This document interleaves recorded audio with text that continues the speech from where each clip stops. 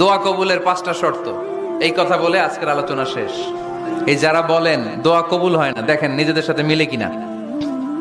এই 5টা শর্ত যদি পাওয়া যায়, মুহূর্তেই আপনার দোয়া আরশে যে নক করবে।